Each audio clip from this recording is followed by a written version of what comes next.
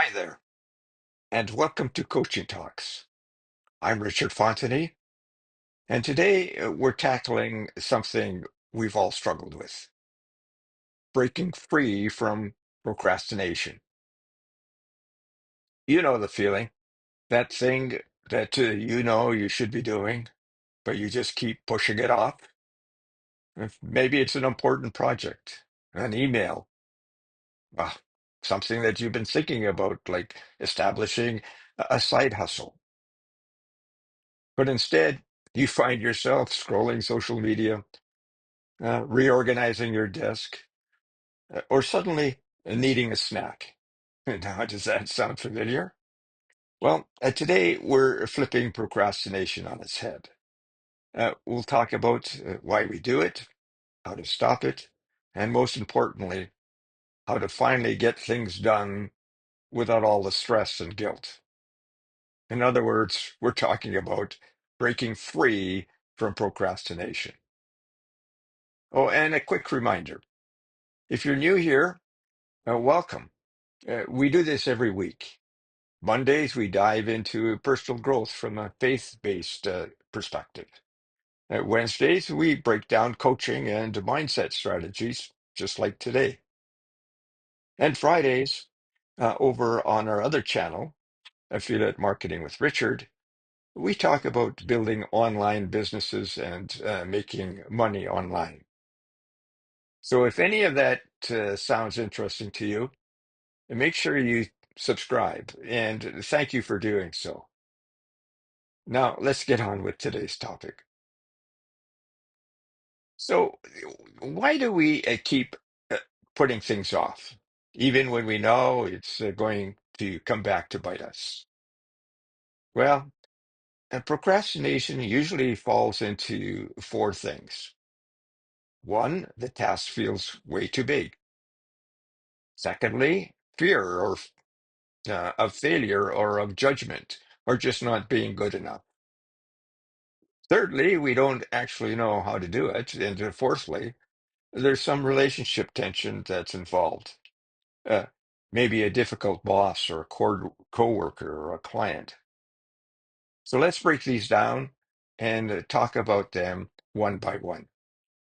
And we'll also talk about how to fix them. Now, the first one is the task feels too big. Now, ever looked at your to-do list and thought, nope, too much. I can't even start. Now, that's classic overwhelm. When something is huge and breaks our brain, uh, then we want to do something else. And that something else really is called procrastination. So, this is what to do. Instead of thinking, I want to write a report, think, today is just, I want to outline the points. Instead of, I need to clean the whole house, try start with just the kitchen. And if you're really stuck, just set a 5-minute timer and tell yourself, I'll just do a little bit. And 9 times out of 10, you'll keep doing what you started out to do. Secondly, fear and self-doubt. So let's be real. Sometimes we procrastinate because we're scared. We get into the what ifs. What if it's not good enough? What if people judge me? What if I fail? But here's the thing, waiting doesn't make the fear disappear. In fact, it makes it worse. So let's try this. Ask yourself, what's the worst thing that could happen to me? Remind yourself that done is better than perfect. And if fear is really holding you back, take a baby step. Just start. Perfection really is a trap, eh, and it's progress that matters. And perhaps it's a lack of skill or of knowledge. And sometimes we procrastinate because we genuinely don't know what we're doing. Now, have you ever been assigned a project and thought, I don't even know where to begin? Well, that's a fast track to avoidance. So let's fix it. Learn as you go. Google it. Seriously, the internet is your best friend. Watch a YouTube tutorial. Ask someone who knows more than you do.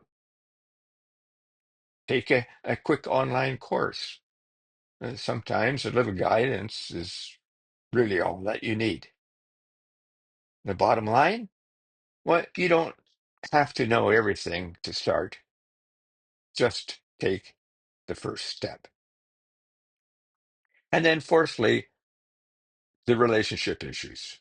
Now, this one is sneaky, but it's real.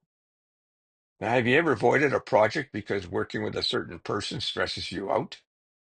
Maybe it's a boss who's impossible to please, a coworker who takes credit for your work, or a client who's just an awful lot. Now, if that makes you procrastinate, addressing the issue head on is best. If it's a work project, set clear expectations up front. If there's tensions with someone, have an honest but professional conversation with them. And if the situation is just toxic, well, it just might be time to set some boundaries or even move on. At the end of the day, avoiding the task won't fix it. Facing it will. So, how do we beat procrastination for good? So now we know why we procrastinate, but how do we actually stop it? Well, here are a few quick tips.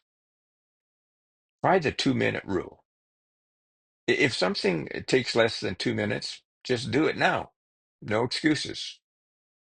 We can time block. Set aside specific time slots for focused work. No distractions, no multitasking. And listen to last week's podcast on blocking. Accountability. Tell someone what you're working on and ask them to check in. And this works. And celebrate small breakthroughs. Every step forward counts. Reward yourself by making progress. It doesn't have to be be big, big. We can listen to some music. We could read a book. But at the end of the day, action is the only break free from procrastination. Even if you don't feel ready, just start, and your future will thank you for it. So let's wrap this up. Think about one thing you've been procrastinating on. Now, do you have it? Now, take the first step. Just start. And if you found this helpful, do me a favor. Hit the subscribe button.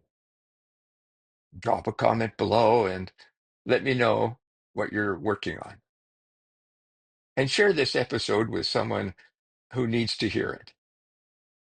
Now, thanks for hanging out with me today, and I'll see you in the next episode when we talk about ambition and rest.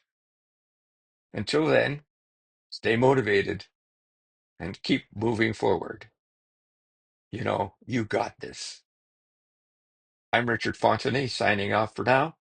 See you next week, if not before. Bye now.